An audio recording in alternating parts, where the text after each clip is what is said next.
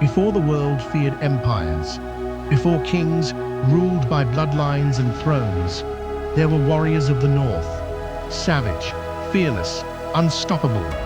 They came not for land, but for glory. This is not a myth. This is not a legend. This is the true story of the Vikings, explorers, raiders, seafarers who carved their legacy into the bones of Europe. In this video, we dive into the rise of Norse power, their gods, their ships, their battles, from frozen fjords to foreign shores. This is the untold saga of how a scattered people became a storm. Prepare to journey into a brutal past, where honor was earned through steel, and immortality was claimed in song.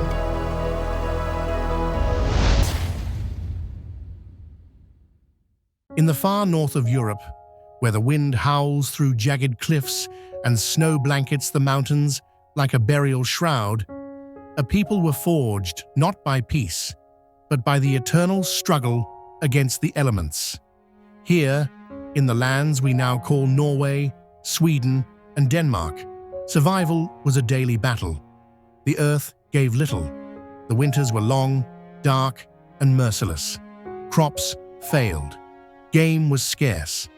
The sea itself, both enemy and lifeline, lashed their shores with cold fury. But from this crucible of hardship, something extraordinary was born. A culture shaped by cold, yet burning with fire.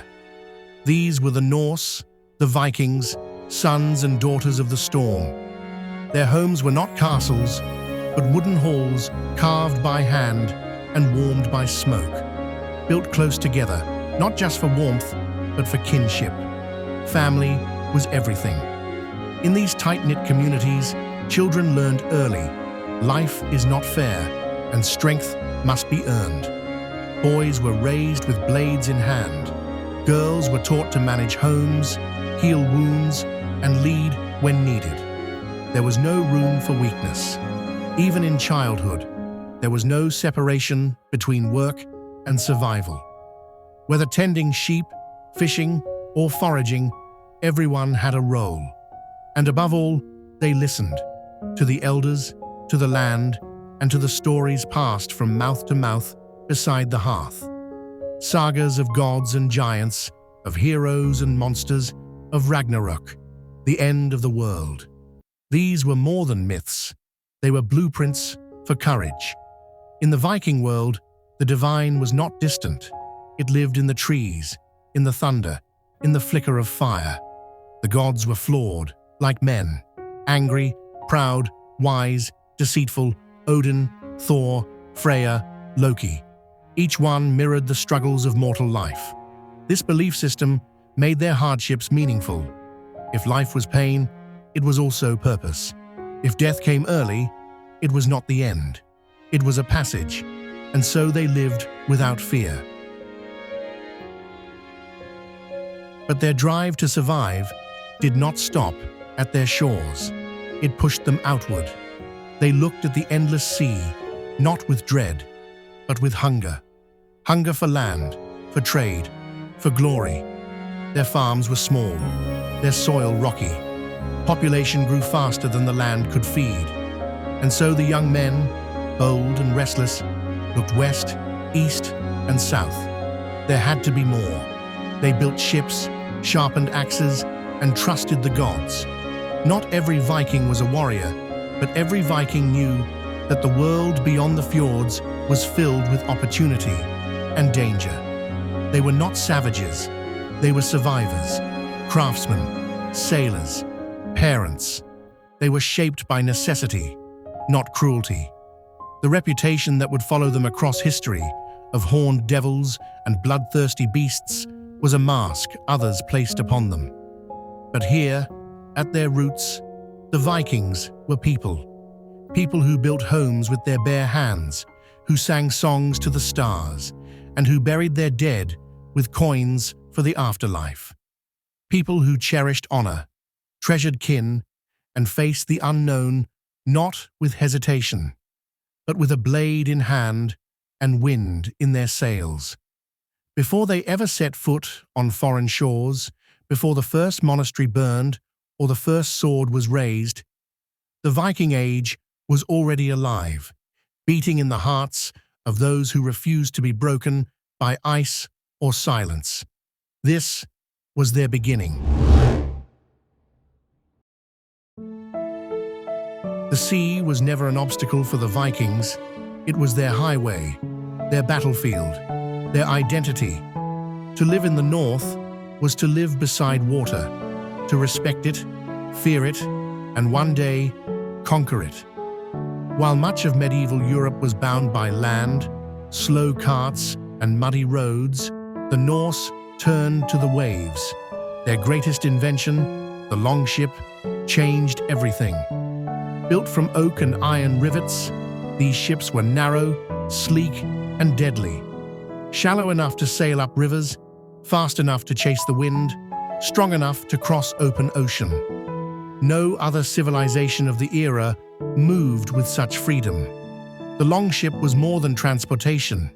It was a symbol of status, a tool of war, a canvas of art.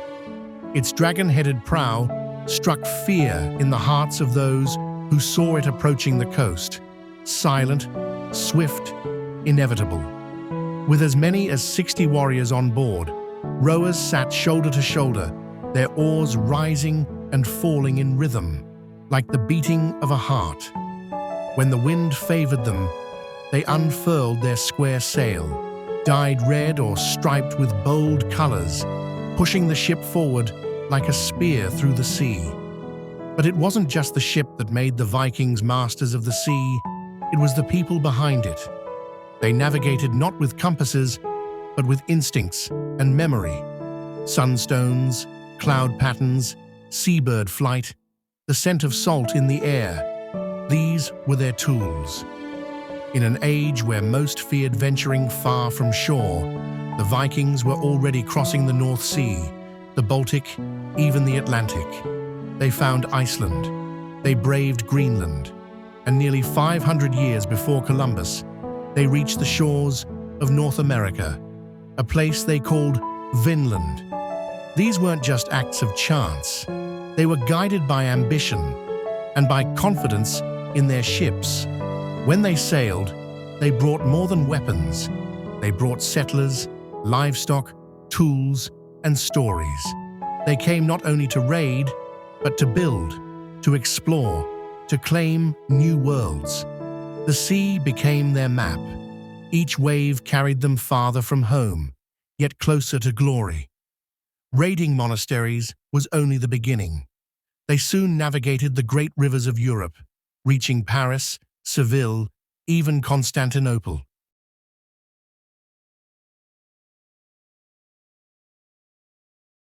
It began with fire. On a small island off the northeast coast of England, the year 793 would be burned into history. The monastery of Lindisfarne, once a place of quiet devotion, was engulfed in chaos. The sea had delivered something new, not a storm, not a trade ship, but men with axes, shields, fury. The monks stood no chance. They were slaughtered, their gold, relics, and sacred texts torn from their altars. Words spread fast, and with it, fear. To the Christian kingdoms of Europe, this was unthinkable, barbaric. Holy ground had been desecrated. The gates of hell, they said, had opened in the north. But to the Vikings, Lindisfarne was not sacred. It was undefended. It was an opportunity. In truth, the raid wasn't random. It was tactical. Monasteries were rich, isolated, and poorly guarded. They held silver, gold, manuscripts, and little resistance. Lindisfarne was the spark, but the flame it lit would stretch across centuries. The Viking Age had begun. More raids followed on Ireland, Scotland, Francia. Villages burned, churches looted, kings humiliated. The dragon-headed ships became a symbol of terror. Not knowing when or where they'd strike was part of their power. They attacked like ghosts, sailing upriver, appearing deep inland where no one expected them. They struck fast, with brutal precision, then vanished into the mist. And they didn't just take riches, they took people. Slavery was one of the most profitable parts of Viking raids. Priests, peasants, even nobles were chained and sold in markets from Dublin to Baghdad. The violence was real. But so was the purpose. The Viking world was built on reputation. Glory in battle brought honor. Fear brought advantage. If your enemies trembled before you even arrived, half the war was already won. But not all were terrified. Some kingdoms adapted, building stronger defenses, raising armies, learning to fight fire with fire. England would soon become a prime battleground. Alfred the Great, King of Wessex, began fortifying towns and building a navy. And in time, the Saxons would turn the tide. But before that resistance came the reign of fear. In the eyes of many Christian scribes, the Vikings were demons. They didn't understand their language, their customs, their gods. They didn't wear crosses. They wore Thor's hammer. They didn't ask for mercy. They demanded silver. And yet, the raiders were more than beasts. They knew when to strike. They respected strength. They made alliances as easily as they made enemies. Some kings paid them to go away, a tactic known as Danegeld. Others hired them as mercenaries, turning raiders into protectors, at least for a time. The Vikings were opportunists. They didn't just crave blood, they craved success. And if a sword couldn't win it, a silver coin could. But where diplomacy failed, violence returned. Some Viking leaders began organizing larger armies, not just raiding bands, but full invasions. The Great Heathen Army arrived in 865, sweeping across England with thousands of warriors. Towns fell, kings were executed, and the line between raider and ruler began to blur. In time, some Vikings stayed. They married local women, adopted local customs. They didn't just burn cities, they became part of them. Dublin was founded by Vikings, so was York. Normandy, land of the Northmen, was a Viking gift to a Norse chieftain named Rollo. What began as fire and fear evolved into something more permanent. But in those early years, one truth held fast. No coast was safe, no kingdom untouchable. The Longships came like thunder, and behind them came a new chapter of European history, one not written in ink, but in blood. The clash of steel, the roar of war cries, the thud of boots on frozen earth. This was the world of the Viking warrior, not one of chaos, but of order, of discipline, of bonds forged in blood. To the outsider, a Viking battlefield may have seemed like madness, men charging with axes, screaming like beasts. But this was no mindless frenzy. It was choreography, a deadly, brutal dance. At the heart of Viking combat stood the shield wall, a tactic as effective as it was symbolic. Warriors formed tight ranks, shoulder to shoulder, shields overlapping, creating a wall of wood and iron. Behind it, they became a single force, not a group of individuals, but one organism, one unit. And when that wall moved forward, it was like a tide crashing down upon the enemy. Each man's life depended on the warrior beside him. One mistake could collapse the wall. One act of cowardice could bring death to all. Trust was everything. From the youngest fighter to the seasoned veteran, every Viking in the wall had earned his place, not by birthright, but by courage. Weapons were simple, but deadly. Axes, brutal and efficient. Swords, symbols of status, often passed down through generations. Spears, the most common, versatile, and feared in formation. And the shield, not just for defense, but for pushing, trapping, and striking. Helmets and chainmail were rare luxuries. Most went into battle with little armor, relying instead on skill, speed, and instinct. But make no mistake, they were not untrained savages. Viking warriors trained from youth. They sparred with wooden blades, learned to throw spears with precision, practiced forming walls, flanking, retreating, and striking like lightning. They understood terrain, wind, timing, and they didn't fight alone. Each warband was bound by loyalty to a jarl, a warlord, or a king. Oaths were sacred. Betrayal was met with death.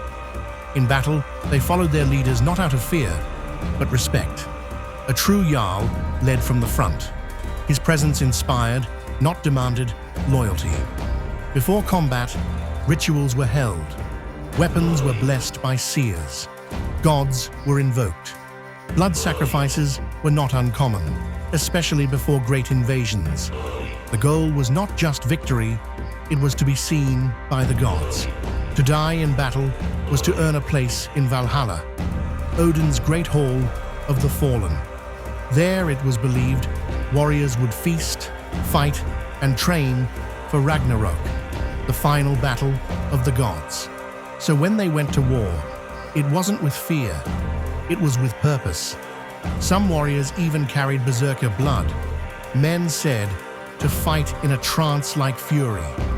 They wore wolf pelts or bear hides and entered battle howling, shaking, eyes wide with madness. Some believed they felt no pain. Others believed they became something more than human. Whether myth or reality, their presence alone could unnerve an enemy. The psychology of Viking warfare was just as sharp as their blades. They painted their shields, burned symbols into their weapons, wore amulets of Thor's hammer to invoke strength. And when they won, they celebrated fiercely. Songs were sung, names remembered, feasts held in honor of the fallen.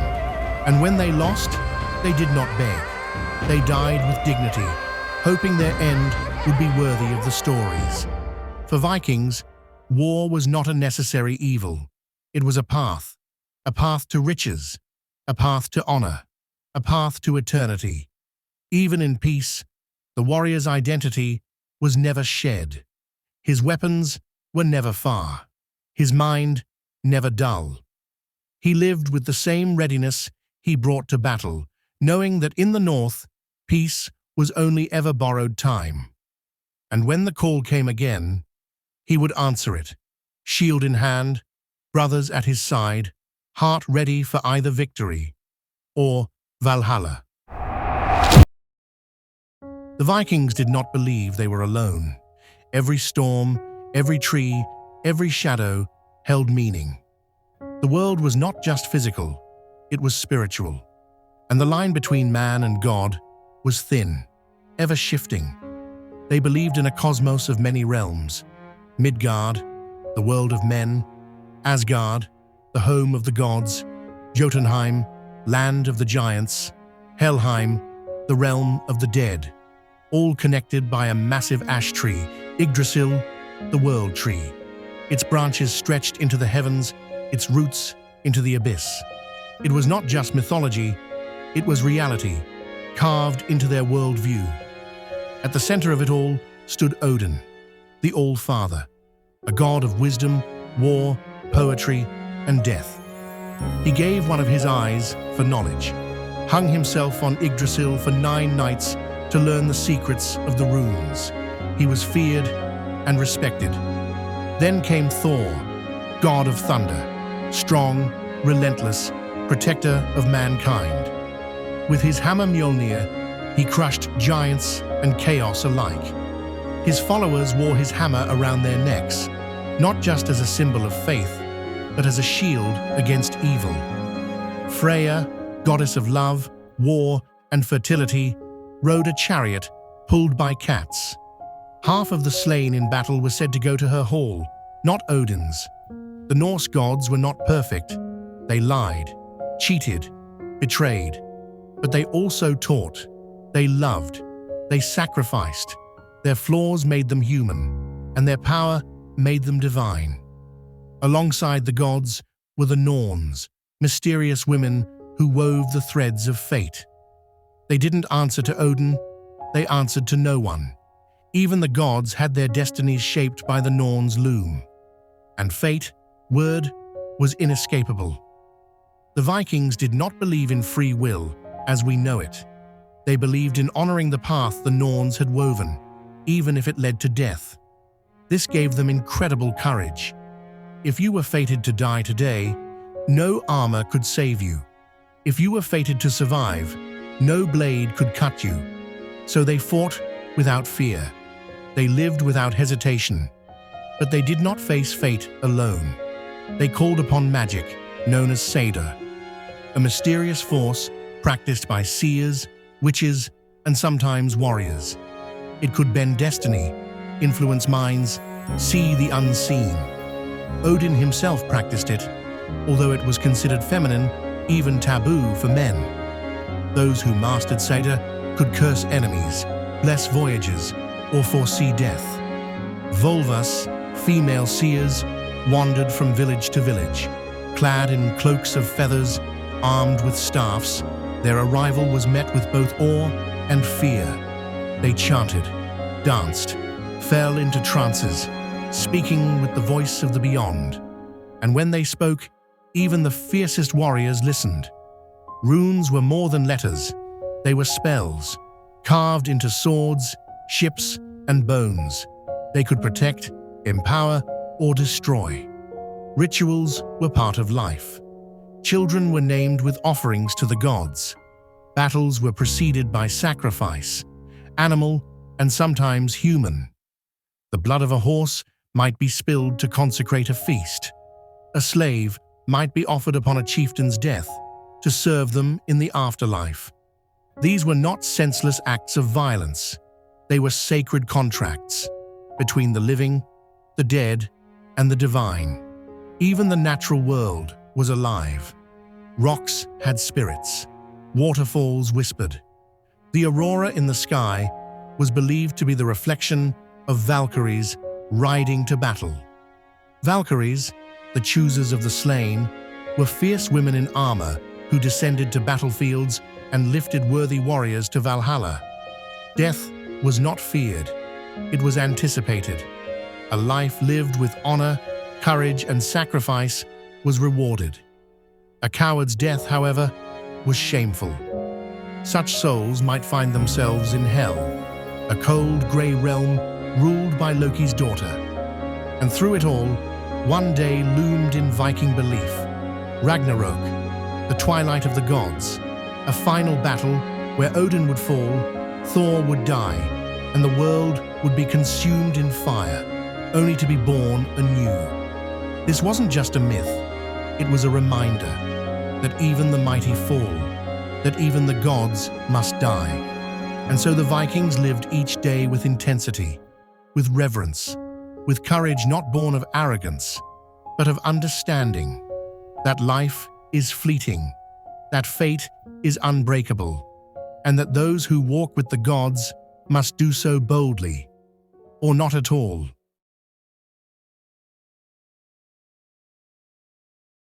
In most of medieval Europe, women lived in the shadow of men, voiceless in politics, powerless in law, and confined to the hearth. But in the Norse world, things were different. In the land of the Vikings, a woman's voice echoed with strength.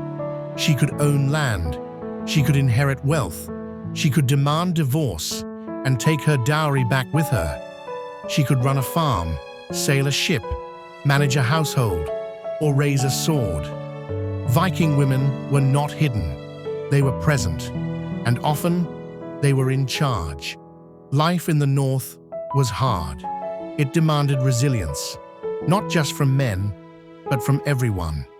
While the warriors were away raiding or trading, it was the women who maintained the world they left behind. They managed livestock, grew crops, defended homes, kept order. Far from passive caretakers, Viking women were decision-makers. Matriarchs held power within clans. Their word carried weight in domestic disputes, inheritance claims, and even religious ceremonies. In the sagas, they are not portrayed as submissive.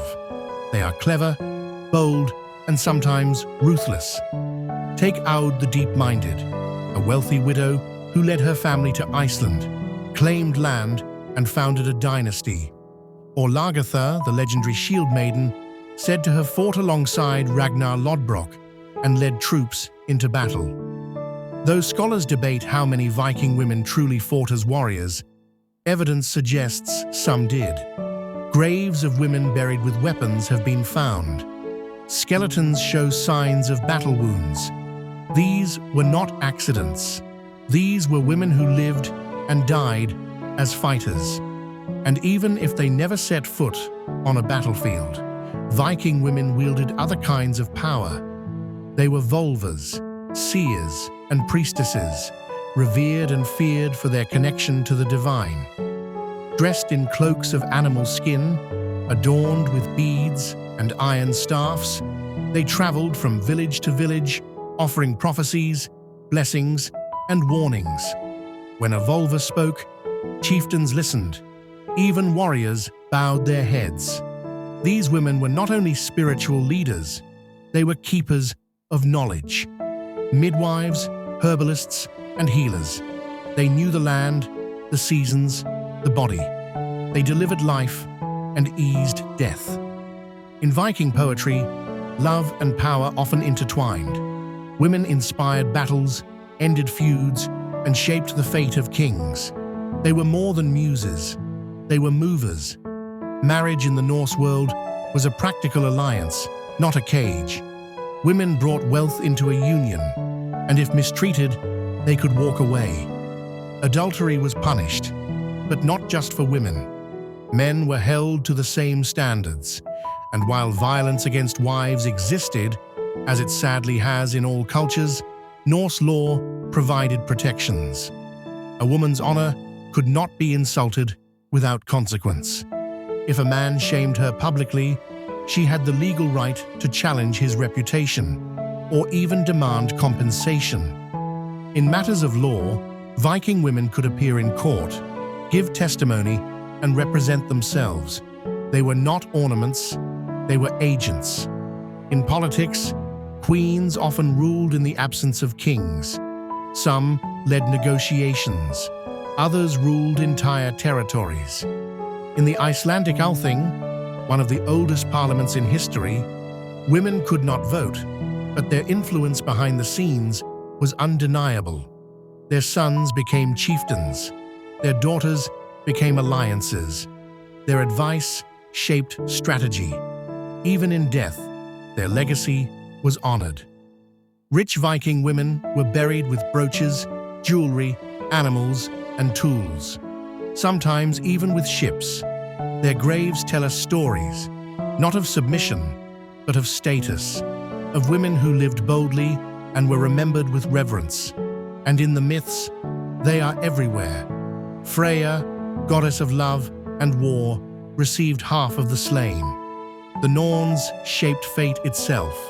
Skadi, a goddess of the mountains, walked alone in snow and demanded justice from the gods. These were the stories Viking girls grew up hearing. Not fairy tales of helplessness, but legends of power, will, and wild independence. In the world of the Vikings, masculinity may have ruled the battlefield, but femininity ruled the fire, the family, the future. And when both stood together, sword and hearth, shield and wisdom, the Norse world thrived.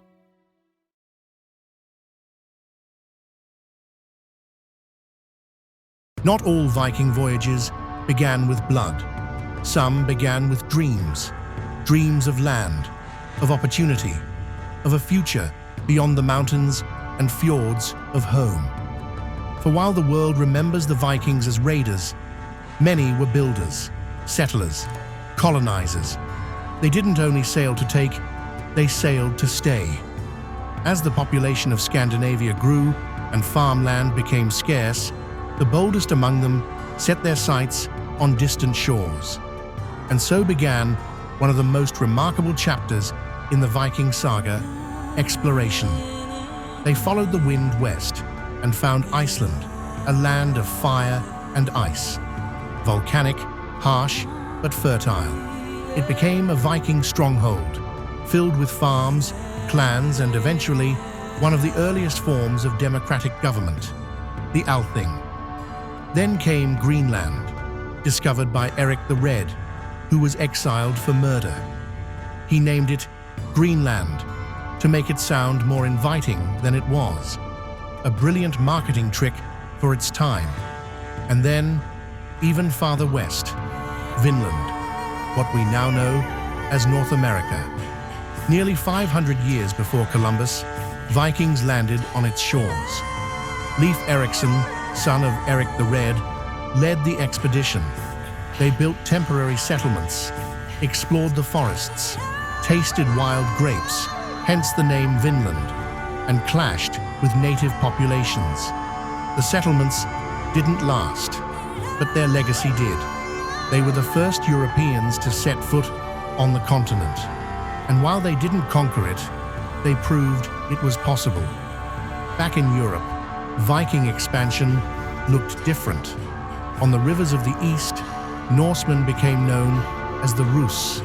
They traveled down the Dnieper and Volga rivers, founding trade routes and settlements that would one day evolve into the foundations of modern-day Russia and Ukraine. According to the primary chronicle, Slavic tribes invited a Norse leader named Rurik to rule over them, giving rise to the Rurikid dynasty. These Vikings didn't just build houses, they built kingdoms. Farther south, Norsemen reached Constantinople. There, some joined the Varangian Guard, an elite unit of the Byzantine emperor's personal bodyguards. To be chosen was an honor. To fight under the banner of the world's most powerful city meant prestige, riches, and stories that would be told across generations. In the British Isles, Vikings didn't just raid. They founded cities, Dublin, York, Waterford. They built homes, farms, markets. They settled, married, integrated. Over time, they became part of the very cultures they once attacked. And in northern France, after decades of conflict with Frankish kings, a Norse chieftain named Rollo made a bold agreement. He would be given land if he agreed to defend it. That land became Normandy, the land of the Northmen.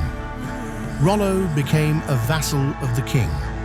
His descendants adopted Christianity, the French language, and the feudal system.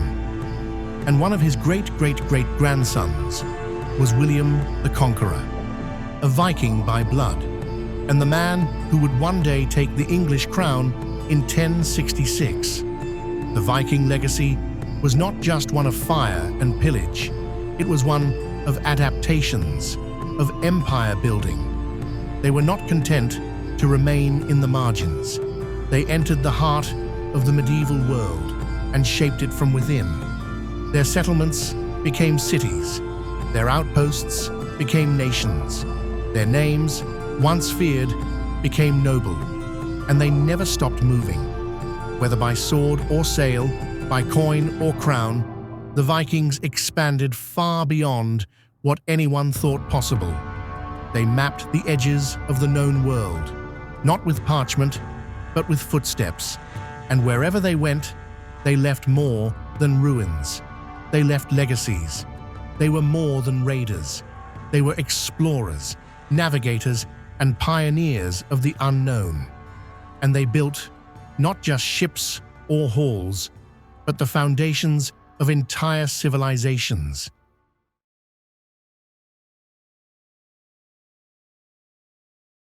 Not every Viking carried an axe.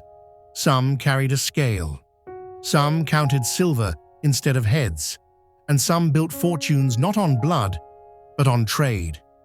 Beneath the reputation of raiders and warriors, the Vikings were also merchants, shrewd, daring, and far-reaching. Their ships, designed for speed and agility, didn't just carry swords and shields, they carried goods, and with them, influence. From the icy north to the deserts of the Middle East, Viking trade routes stretched farther than most empires dared. A Viking could leave Norway and end up in Baghdad, exchanging amber and fur for silk and spices. And they did. Archaeological finds prove it. Scandinavian jewelry in Russia, Arabic coins in Sweden, Chinese silk in Viking graves. These were not isolated trades. They were evidence of a vast, decentralized economic network, powered by the sea and the hunger for wealth. Viking trade hubs emerged across the known world. In Hedeby, Denmark, one of the most important trading cities of its time, ships arrived from across the Baltic, filled with fish, pottery, wine, weapons, and cloth. In Dublin, established by Norse settlers, markets buzzed with life. Ivory combs, glass beads, animal pelts, and slaves changed hands daily. In Kaupang, Birka, and Jorvik, once raider outposts, permanent marketplaces rose. What began as coastal plunder evolved into urban commerce, and the Norse were skilled negotiators. They bartered, they weighed, they measured. Silver became the coin of the North, not in minted form, but as hack silver, chopped pieces used for value. It wasn't about the face on the coin, it was about the weight in your hand. The Vikings used precise scales and weights to ensure fairness in trade. Some merchants even carried portable scales, hanging them from belts beside knives and pouches. Their economic reach went hand in hand with their navigational skill. In the east, they followed the great rivers deep into the Slavic world. The Dnieper, the Volga, watery roads that led to the Black Sea, and from there to Constantinople and the Caliphate of Baghdad. These voyages were not for conquest, they were for profit. Along the way, they traded with Khazars, Bulgars, Persians, and Greeks. Amber from the Baltic was prized across the Islamic world. Walrus ivory, mined from Arctic lands, reached as far south as Italy, and the Vikings were eager customers too. They returned home with silks, spices, glassware, steel, dyes, and dyes. To many Norse families, wealth didn't come from raiding. It came from smart trading. Even slaves, tragic as it is, became a key part of Viking economy. Captives from raids were sold in foreign markets, often to lands the Vikings would never set foot in themselves. And while brutal, it reflected the world they lived in, one where human lives were currency in the same way gold was. But not all trade was large-scale. On local levels, Viking villages operated as economic hubs too. Bartering ruled daily life. One might trade a goat for a woven cloak, a bundle of herbs for a handmade knife. Viking women often controlled these exchanges. They ran farms and homes like businesses, managing labor, goods, and storage. Wealth wasn't just measured in coin, but in livestock, land, and reputation. A successful merchant was admired. A clever trader respected just as much as a skilled fighter. In Norse culture, wit was a weapon, and gold was a kind of victory. Even their gods embraced this. Odin was not just a god of war, but of knowledge and cleverness. Loki, the trickster, often used bargains more than blades. The Viking merchant embodied these traits.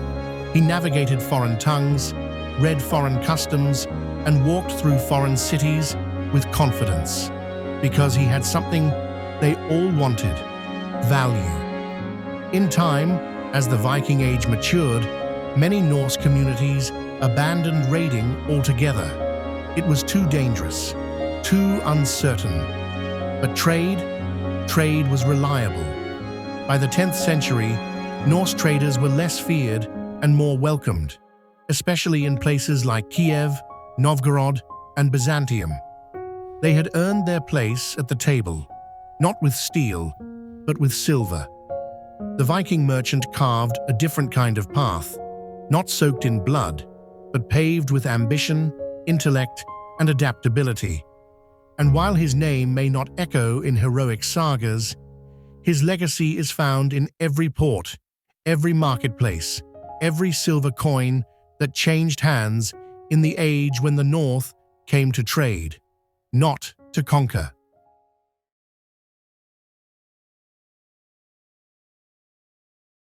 Every age ends, not with a single sword strike, but with a slow turning of the world.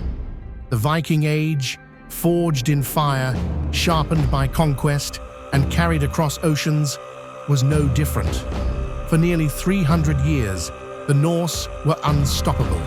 Their ships ruled the seas. Their warriors reshaped kingdoms. Their culture spread like wind.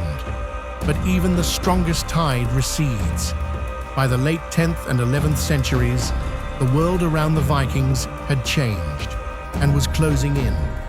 The kingdoms they once raided had grown stronger. Castles had risen. Armies had adapted. The element of surprise was gone. Europe had learned the Viking way and built walls to stop it.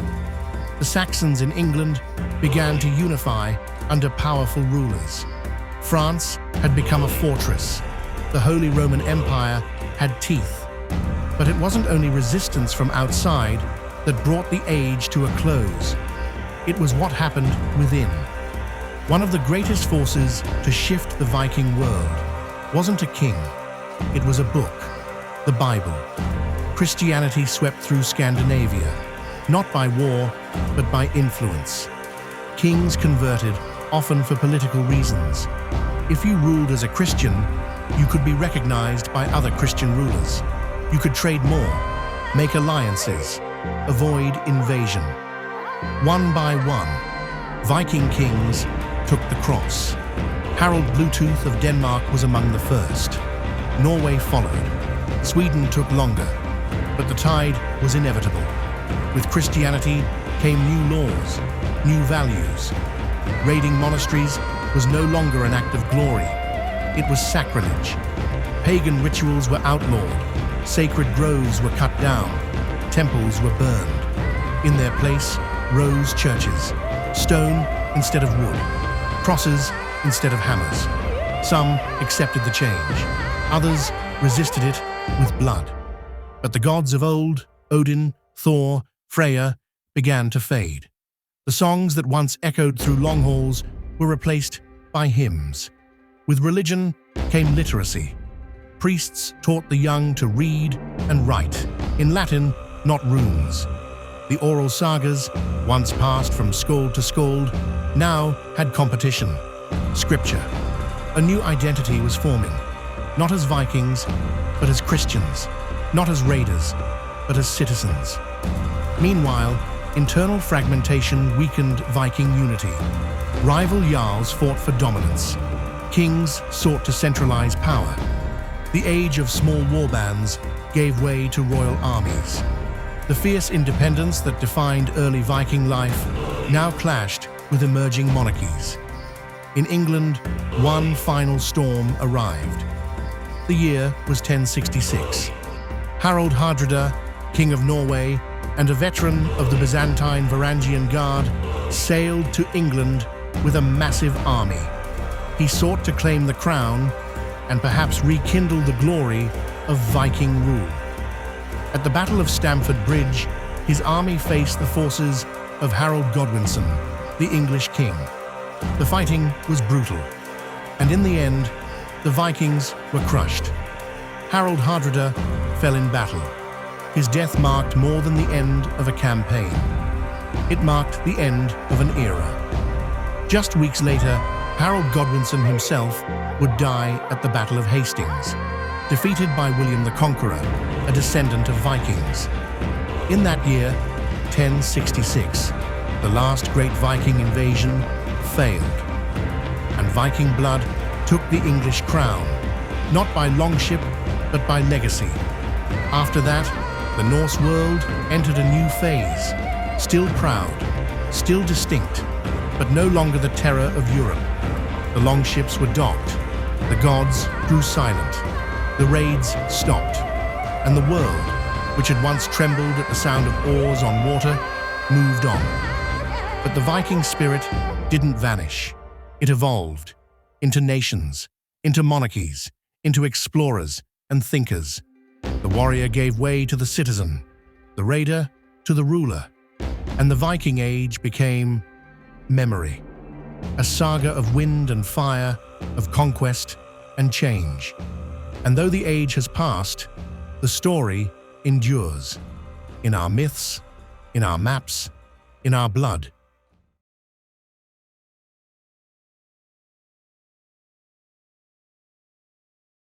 The Longships no longer sail. The axes have rusted. The war cries have faded into the wind. But the Vikings never truly disappeared. They are not just a chapter in history, they are its authors.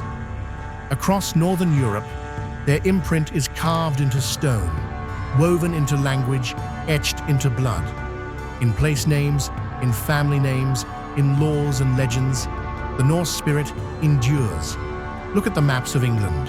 Towns ending in -by, -thorpe, -kirk, all Viking in origin. Words in modern English still echo their tongue. Sky, egg, knife, window, husband, all Norse gifts to the English language. Their legacy is not only linguistic, it's genetic. DNA studies show Viking blood runs deep through modern Scandinavia, the British Isles, Iceland, Normandy, even parts of Eastern Europe and beyond. In Scotland and Ireland, Viking ancestry lingers in the very bones of the people. And in Iceland, where entire family trees have been preserved for centuries, Norse bloodlines are traced back to the original settlers who crossed the North Atlantic in search of freedom and land. Archaeologists continue to uncover new pieces of their world. Burial mounds, longhouses, ships preserved in peat and ice. Their tools, their weapons, their jewelry, all speak of a people who were not just warriors, but artists, engineers, craftsmen. The Oseberg ship, found buried in Norway, is not only a marvel of nautical design, it's a masterpiece of woodwork and symbolism. Every carving, every nail tells a story. Museums from Copenhagen to London to Reykjavik stand filled with artifacts, silent but powerful reminders of a world that once set the seas ablaze. But the greatest legacy of the Vikings may not be in what they left behind. It's in how we remember them. In every book, every documentary, every rune etched into pop culture, the Viking image persists. Bold, fearless, free, they have become icons. But with that fame comes distortion. The horned helmets, fiction. The idea of endless slaughter, exaggerated. The truth is more complex. Yes, they were raiders, but they were also settlers, builders, lawmakers, poets. Their stories weren't just told in blood, but in stone, in saga, in silence. Scholars today study Viking life in ways that were impossible a century ago.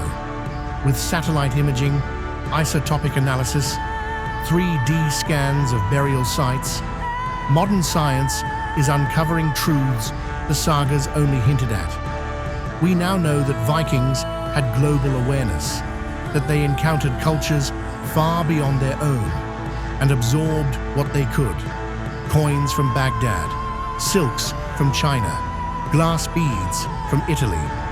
These were not isolated trophies. They were signs of connection.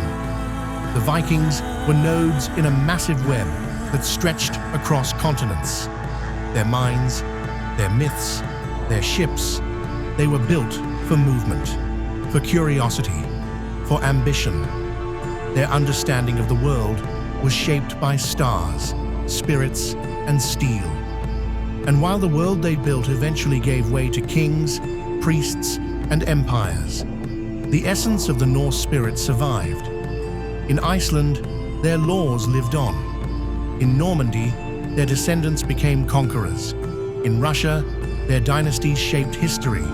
And across the world, the idea of the Viking, for better or worse, became immortal. Artists still paint them. Filmmakers still dramatize them. Writers still chase their echoes. They have become larger than life, and yet so deeply human. Because the real Viking story is not about savagery. It's about transformation. The transformation of a scattered tribal people into global players. The transformation of a myth into a mirror. One we hold up to ourselves when we ask what it means to be fearless, to be free, to face the unknown. And perhaps that's the legacy that matters most. Not the gold they stole, not the kingdoms they shook, but the fire they left behind, still burning in our imagination. The sails are gone, the swords are buried, the halls stand silent, but the echo remains. In our myths, in our blood, in the questions we still ask when we look to the sea and wonder, what if I dared? What if I fought? What if I lived like the Northmen, bold, flawed, and unafraid? The Viking Age may have ended, but the story never will. And here, we bring those stories back to life. If this journey stirred something in you, a curiosity, a fire, a hunger for the past, then join us. Subscribe to the channel. There are more sagas to tell, more empires to rise, more voices from history waiting to be heard. This is just the beginning. Welcome to Echoes of History.